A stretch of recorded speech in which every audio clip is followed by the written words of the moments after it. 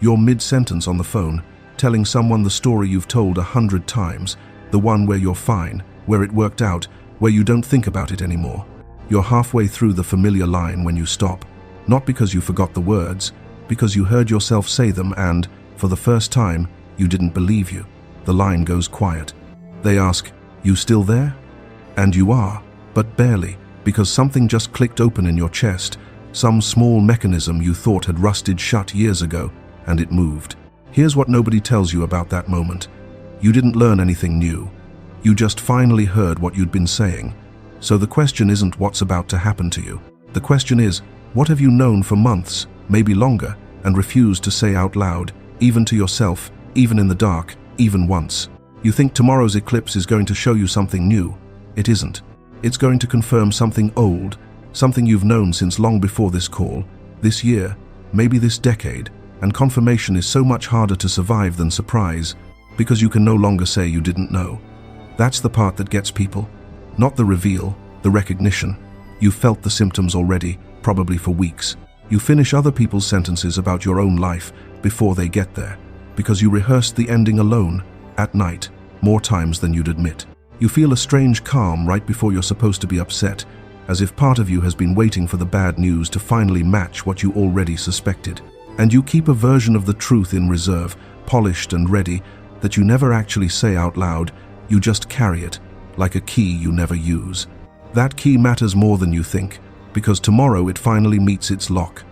The eclipse doesn't hand you new information. It turns a key that was already fitted to a truth you've been carrying quietly, maybe politely, maybe protectively. So here's what to do with the hours you have left before the peak. Tonight, before it happens, name the one thing you already know but haven't said, even just to yourself, even just once, out loud, alone in a room with no witnesses. Say it to the mirror if you have to. The point isn't drama. The point is honesty finally catching up to what you've already lived. Tomorrow, August 28th, the moon slips into partial shadow at 4 degrees and 51 minutes of Pisces, a quiet, almost imperceptible wound of light. Pisces doesn't argue or announce anything. It absorbs, it dissolves boundaries. It lets you feel what you've been avoiding feeling for longer than you'd like to admit. A partial eclipse here doesn't destroy anything, and it doesn't need to. It reveals the seam that was already there, the place where what you show the world and what you privately know have been quietly splitting apart, day after day, conversation after conversation. This transit doesn't create the problem. It reveals what already existed, and it does it gently, almost mercifully, in shadow rather than glare. Which brings us to you specifically, your sign, your chart, your particular seam. We're covering all 12 signs across 4 waves, so stay with us, because your moment is coming, and it's closer than you think. Pisces, let's start with you, because you already know exactly what I'm going to say.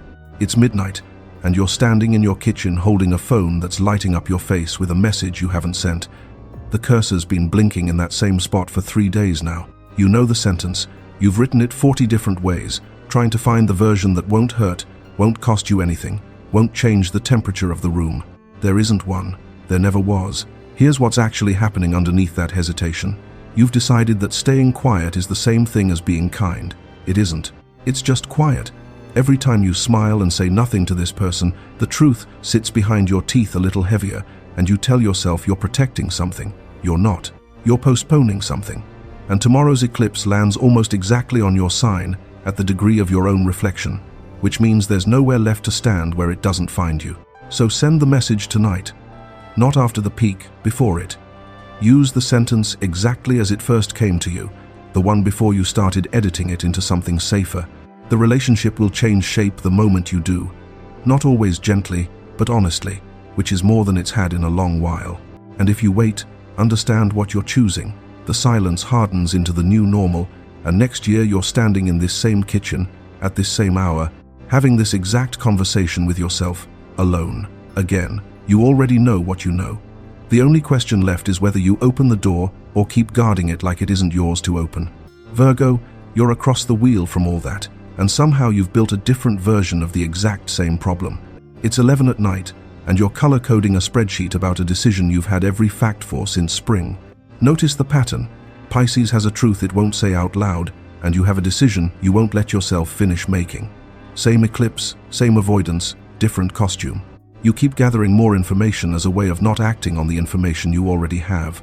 More research was never the missing piece, your nerve was. So here's the ask: take the decision you've researched to death and act on it within 24 hours of the peak, using only what's already in front of you. No new data allowed. It'll feel exposed, underprepared, even, and then it'll feel lighter than anything has in months. Every week you stall costs you the version of this choice that was still easy. It only gets heavier from here. Gemini, now you. And this is where the wave sharpens. You're rereading old messages tonight, quietly checking which story you told which person, feeling that small dread of two timelines about to occupy the same room. Here's the truth under it. You've been telling two versions of the same story, editing yourself sentence by sentence depending on who's listening. And somewhere along the way you started forgetting which version was even real. This eclipse squares your sign directly. It doesn't dissolve things quietly like it does for Pisces, and it doesn't force a single decision like it does for Virgo. It collides two threads of your life at once, on purpose. Pick one true version, tell it to both people, even though it costs you the comfort of keeping them separate. One relationship gets simpler, the other finally gets honest. Both get real. Leave it uncorrected, and the gap between your two stories keeps widening until it becomes a lie you never meant to build. You can't keep translating yourself forever without losing the original, and tomorrow doesn't care which version is easier. It only wants the one that's true. Sagittarius, let's go deeper. You're staring at a map app right now, tracing a route you've traced 100 times in your head and never once actually driven. That route used to be a dream. Somewhere along the way, it became a script. You describe yourself using a plan you made years ago, hoping repetition keeps it true. Here's what nobody's told you. The cost isn't that you never go. The cost is quieter than that. Every time you describe the dream instead of dating it, it hardens a little more. Until one day, it's not a dream anymore. It's just a story you tell about yourself at parties. This eclipse sits directly across the wheel from you, and it's not asking you to arrive anywhere. It's asking whether this is still a direction or if it's become a costume. So do the small, unglamorous thing. Pick one real date in the next 2 weeks toward the thing you keep only describing. Not the whole plan. One date. Watch how quickly it stops being comforting and starts being real again, maybe even a little frightening. Good. That fear means it's alive. Aries, now here's a contradiction worth sitting with. You call yourself someone who moves on fast, yet you're drafting a reply right now to an argument that ended weeks ago. The fighter who prides himself on not dwelling is, in fact, dwelling harder than anyone. Fists still clenched around a war nobody else is fighting anymore.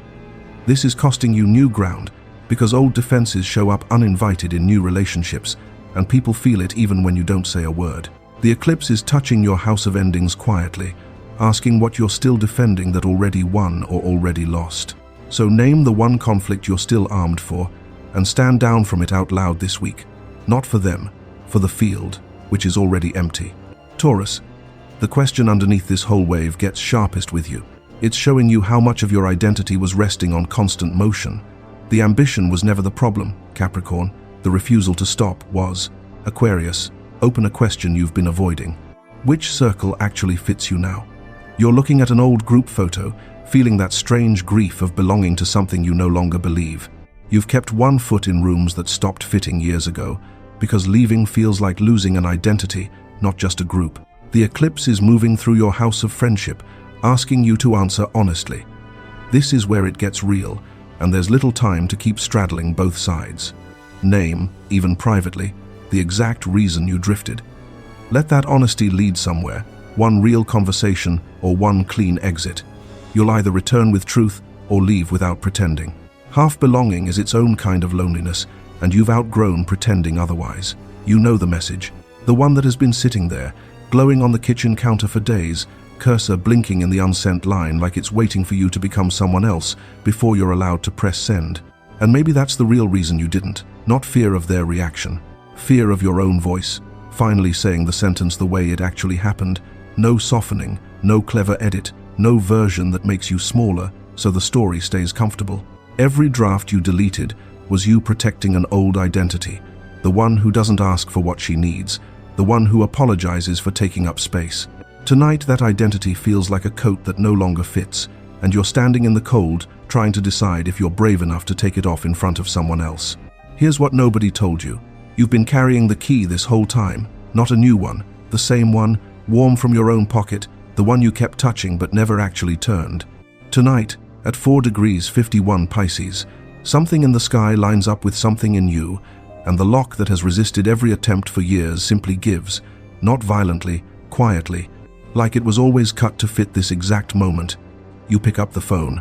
You finish that call from the beginning, days later, in a voice that doesn't sound like the one that started it, because the facts never changed, only your willingness to say them whole.